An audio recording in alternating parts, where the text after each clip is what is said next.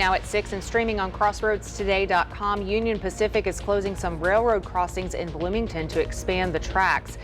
What that means for residents and school bus routes. Goliad County Commissioners are hitting pause on selling the Fannin Monument. Find out what's next as they gather public input and weigh their options. Plus, Victoria College is celebrating 100 years of shaping futures. Find out how the school's mission is still going strong after a century of education. Well, we sprang forward. Now we get plenty of afternoon sun all the way till obviously later in the afternoon. Temperatures on the mild side today, but they're going to warm up. We're looking for 90s later this week. We'll have all that coming up in a moment. And tonight we have some top-level baseball and softball across the crossroads. I'll highlight some big-time matchups coming up in sports. You're watching 25 News Now at 6. Good evening and thank you for joining us. I'm Shawna Currie. And I'm Don Brubaker. A Victoria woman faces 4 charges of abandonment or endangering a child, imminent danger. Victoria County deputies also arrested 32-year-old Allie Alonzo on 5 other charges. She is in the Victoria County Jail in lieu of $217,500 bond. The child endangerment charges are not connected to the child found alone last Thursday in Victoria. Crews will be making repairs, and that means a couple of temporary closures. Today through Thursday, Wagner Way will be closed between Vine Street and Lingo Lane. Then Wednesday through Saturday, Vine Street will be shut down between Main Street and Wagner Way. Businesses and homes in the area will still be accessible, but if you're just passing through, you might want to find a detour to avoid delays. Keep in mind these dates could shift depending on the weather and other factors. Some railroad crossings are closing in Bloomington as Union Pacific expands the track. Union Pacific is asking to close the railroad crossings at Levi Road and Phillips Road to store unused rail cars. Precinct 1 County Commissioner Danny Garcia says this will affect some residents and school bus routes. So county officials are working with Union Pacific to find a solution. They would cover and help us create an alternate route from Bloomington to Placido mostly for the bus routes and the schools to get through back and forth on a paved road. And so they've agreed to fund that project for us. And that alternate route will be on Key Road, which is currently unpaved. Union Pacific Railroad and TxDOT have agreed to fund the $3.2 million road upgrade. Work is scheduled to start in early fall. Goliad County Commissioners are putting the sale of the Fannin Monument on hold for now. Instead, they plan to host town hall meetings to gather public input before making any decisions. Residents are divided. Some want the county to keep it, while others believe the Texas Historical Commission could do a better job of maintaining the site. Coming up tonight at 10, Trenton Whiting speaks with local residents about the possible options moving forward for the monument. And one option is to use money, if it were to be sold, to build a youth sports complex. So this brings us to our viewer poll. Do you support transferring the Fannin Monument in exchange for money to be used for a new sports complex? Yes, preserving history and boosting tourism is a good idea. No, the county should retain ownership of the monuments. Or I'm undecided and need more information. Right now, 78% of voters feel that the county should keep ownership of the monument and continue the maintenance and everything on that. But we want to hear from you. Visit crossroadstoday.com/vote to take part, and we'll have the latest results on 25 News Now at 10. The Seadrift City Council is looking at possibly canceling the May 3rd elections there. When the City Council meets Tuesday night at 6, they will discuss canceling the special election. The reason for the cancellation is that all the candidates are running unopposed. Those are the candidates for mayor and city council. Matagorda County Commissioners extended a declaration of disaster for another 30 days. The first order ended March 3rd. Matagorda County suffered a cyber attack on January 24th. The county is still waiting on an audit on the cyber attack. Officials and state agency cyber assets are making progress with restoring both hardware and software systems. There are no indications at this time that any personal information was compromised. Well, the weather is warming up once again in the Crossroads. We go on that roller coaster. Here we go. Yes, we jump straight into almost summer-like temperatures. Let's go to Mac Perez for a first look at the forecast. Well, even the weekend was topsy-turvy. It was hot on Saturday and then it was cold on Sunday. Today it was down into the 30s this morning, but later this week we'll be hitting the 90s. So it's definitely a roller coaster as high pressure's in control, and that's going to keep everything away from us. So there's no real rain in sight. That little frontal system will be visiting us later this week. Will it knock the temperature down? That's the big question. We'll have that coming up in a moment. Back to you.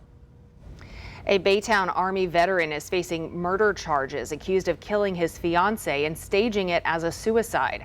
Prosecutors say Ty Vaughn shot Louis David Banos in the head at their apartment in January, just hours after Banos broke up with him via text. Evidence does not back up Vaughn's story. Detectives say Banos was moved after being shot, his phone disappeared, and witnesses heard a loud noise just before Vaughn called 911. Investigators also found Vaughn had searched his phone for information on reporting and killing someone illegally. He's now charged with murder and held on $500,000 bond.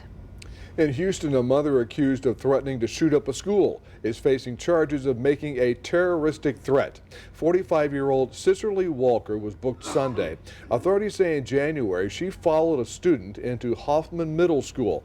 Walker reportedly went into the cafeteria and asked a 12-year-old girl if she had been bullying her child. Authorities say she then threatened to come back and shoot up the school and eventually left. Walker appeared before a judge. Her bond was set at $50,000. Texas's Doge Committee takes inspiration from Elon Musk's federal operation. The new legislative panel has been tasked to reduce the size and scope of government. But Democrats say they're not interested in replicating Musk's slash and burn approach. To read this full Texas Tribune article, visit our website, crossroadstoday.com. A South Texas community is grieving after a beloved barber was killed in a reported road rage shooting. A man is in jail, charged with tampering with evidence, but no one has been charged with murder yet. To honor the victim, Octavian Estrada, known to many as Tave, hundreds gathered outside his barbershop for a vigil over the weekend. Megan Reyna has more. He was more than just the neighborhood barber. It wasn't a job for him. It was more fun for him to just open up and just be there for each and every person. To many, Octavian Estrada was a mentor, someone to look up to, and someone who always gave back. He was a person who, if a loved one passed away, he would go and cut their hair. He would go to the morgue and go and do that. You know, he did it all. Never said no. His niece and nephew in shock on Friday when they heard he had been gunned down while driving to San Antonio from Floresville. On my way from San Antonio, and I passed by it on 181, and then we were trying to figure out, hey, he ain't answering his phone. Bexar County investigators say it was a shooting that stemmed from road rage when Estrada pulled into this Valero parking lot off Highway 181 South. According to this arrest warrant, he was shot in the chest after approaching a truck. With the help of a surveillance video and witnesses, investigators caught up to this man, 34-year-old Sean Anthony Samaniego. Samaniego is accused of tampering with evidence. He told investigators his friend he calls Money fired the shots. He claims he just drove away and got rid of the trailer attached to his truck. He was young, healthy. Never in our minds would we ever thought the situation would happen to our family. Many customers, from children to adults, heartbroken over what happened. You're ready to get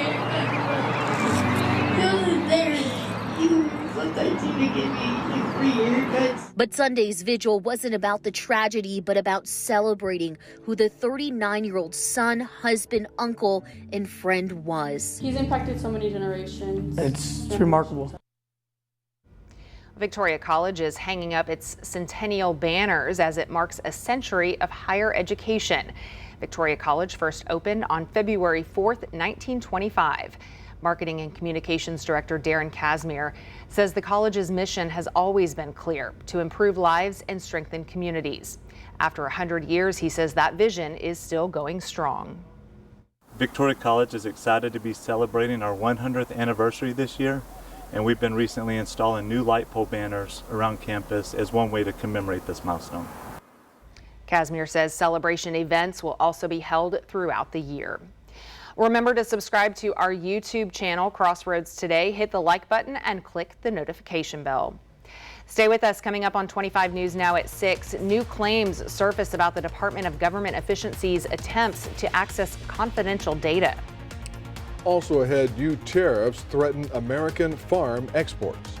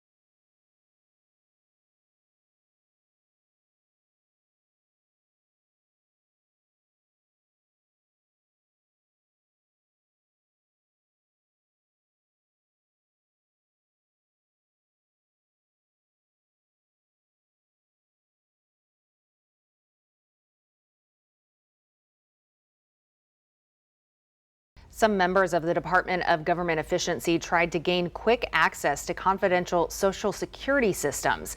That's according to a former agency official. Tiffany Flick, the former acting chief of staff, wrote a 13-page declaration as part of a federal lawsuit aiming to prevent DOJ representatives from accessing data on 72 million Americans. Flick claims that Mike Russo, a DOJ representative, contacted agency officials about granting a software engineer access, but never explained why.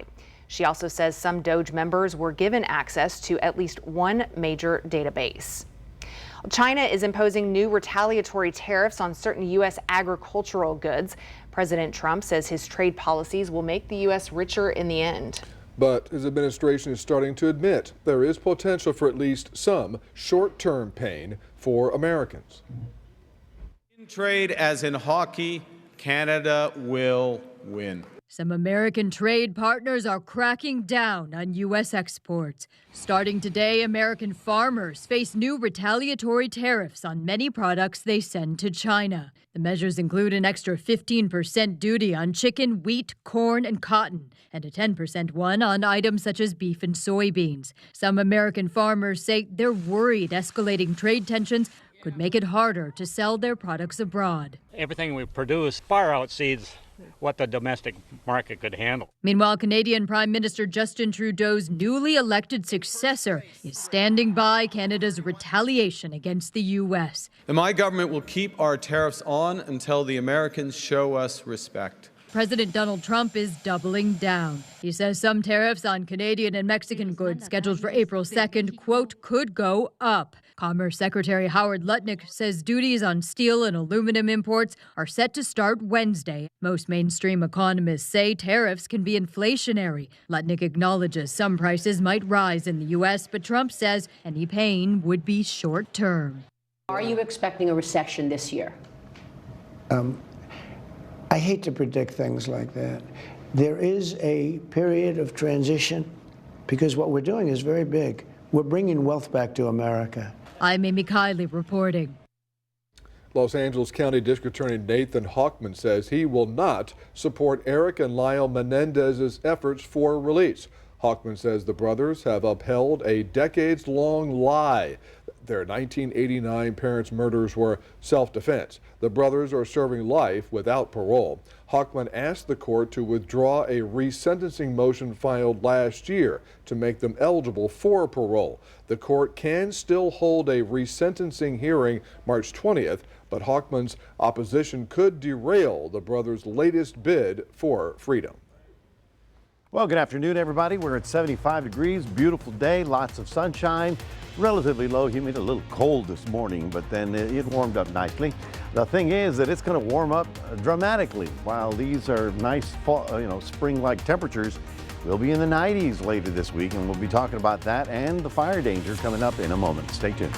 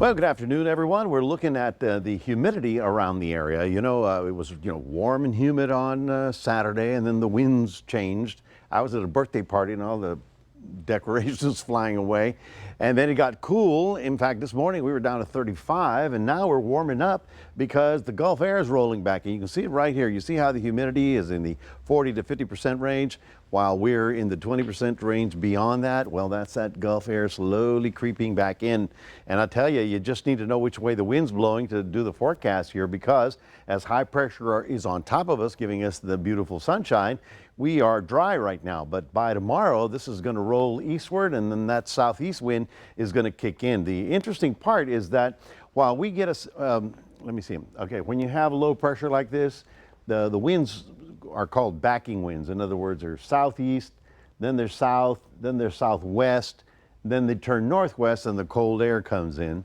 Well, that system out there is going to give this area a very strong southwest wind next couple of days. So that's why we're looking for temperatures to get into the 90s.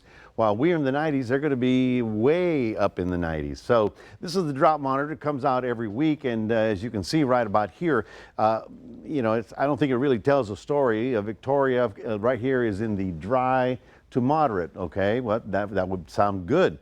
Problem is, our rivers all start right over here, and right there we're looking at extreme drought in the hill country, and until they get some rain, our rivers are going to have trouble getting refilled.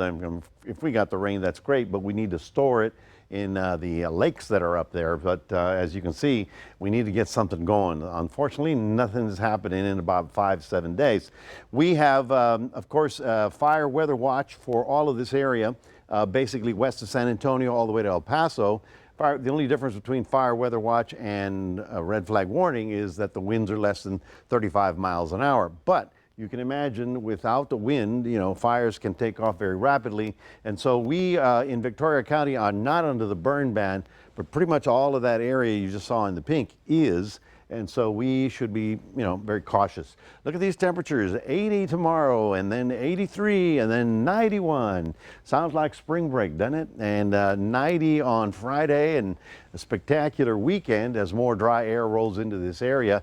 This is actually a cooling trend. A frontal system comes through here on Friday night, and Saturday we'll get a nice dry northeast wind, which is sort of good, sort of bad. Depends on what you have going on in your life at that time.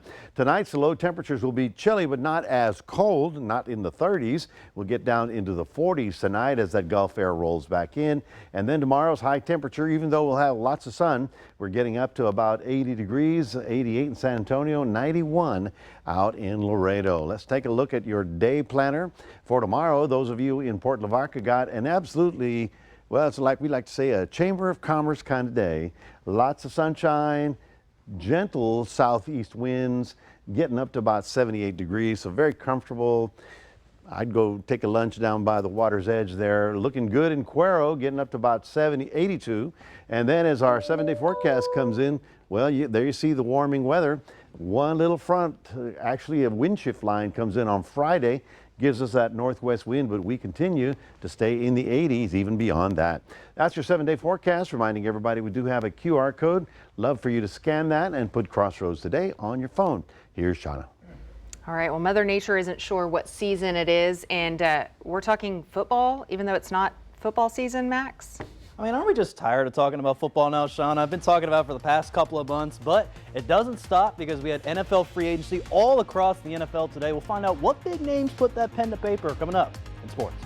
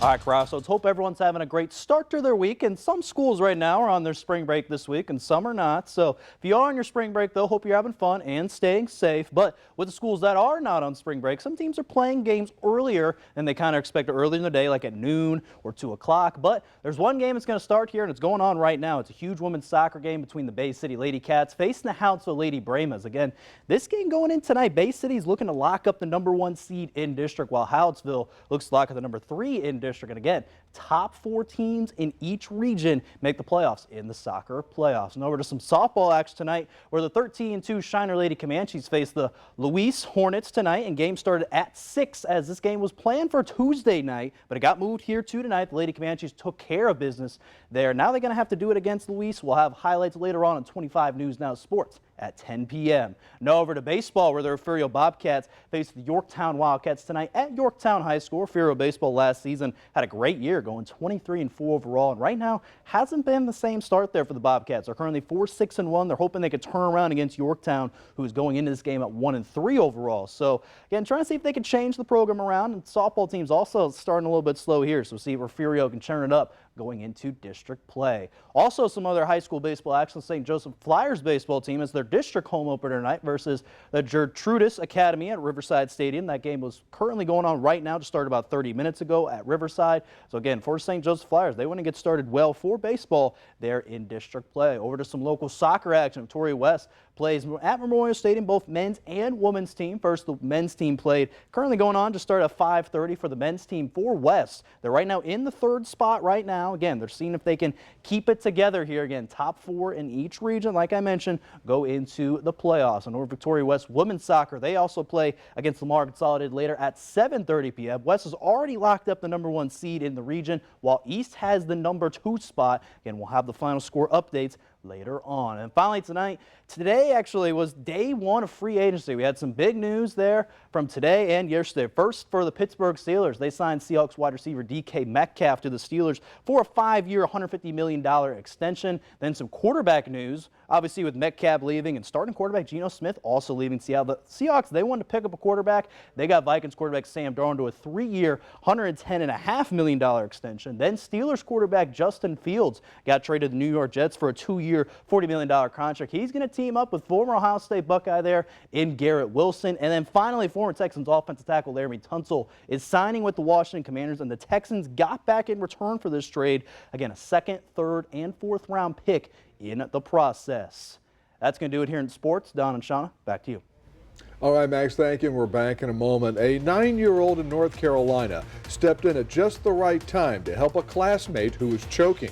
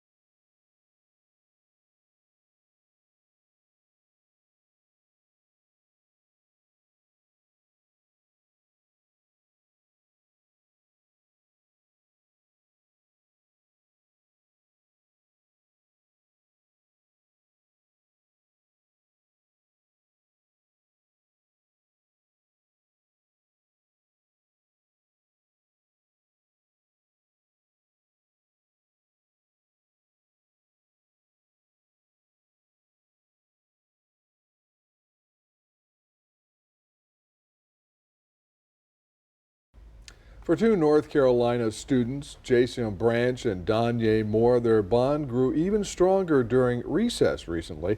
The moment was captured on school surveillance video.